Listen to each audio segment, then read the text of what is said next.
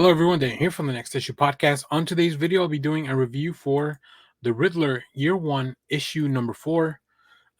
This is set in the world of Matt Reeves, the Batman. So let's take a look at the creative team before we get into this. Actor Paul Dano and artist Stefan Subic continue their origin of the Riddler, leading up to his appearance in Matt Reeves' epic film, The Batman. We also have letters by Clayton Cowles in this issue. After a shocking discovery that unleashes a primal scream, we are sent back into Edward's past. I really enjoy that this issue is really all about Edward Nashton when he was a child in the orphanage, which we saw in the movie. That was part of his backstory, but now we're really unfolding everything that happened there.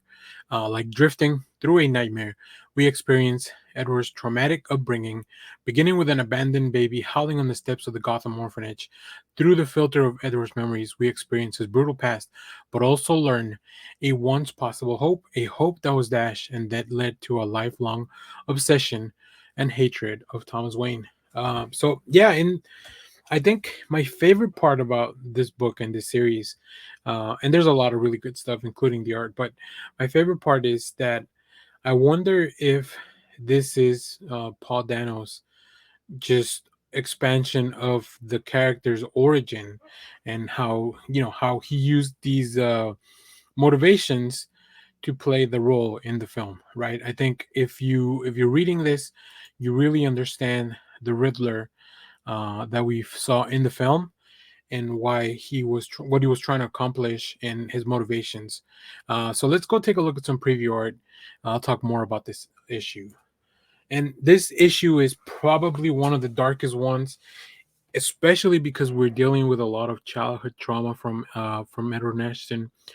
I love the lack of color and just specifically even the lack of detail in people's faces, expressions, and as we will see a little bit more forward, even the lack of expressions in a young Riddler.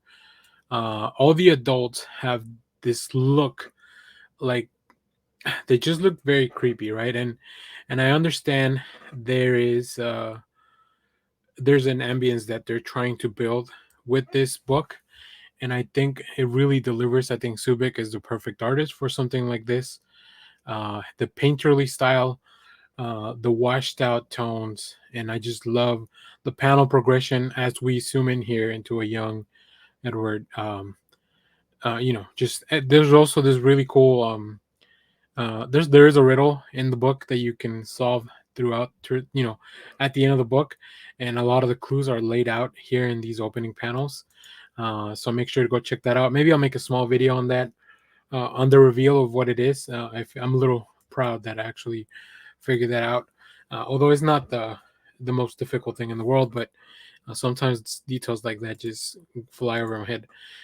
There's also a really cool Mike Mignola cover for this issue that I hope I'm able to get. You can see that at the end of the video.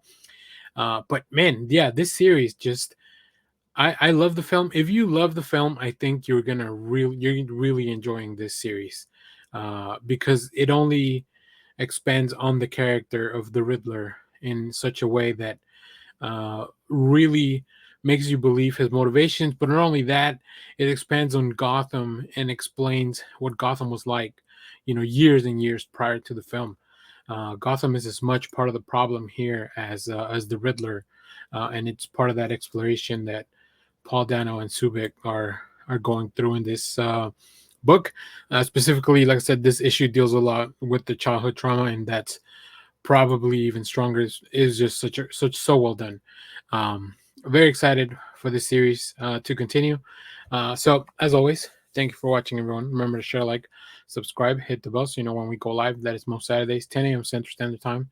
Stay tuned. We have more comic reviews, trailer reactions, TV recaps, all that fun stuff here in the channel.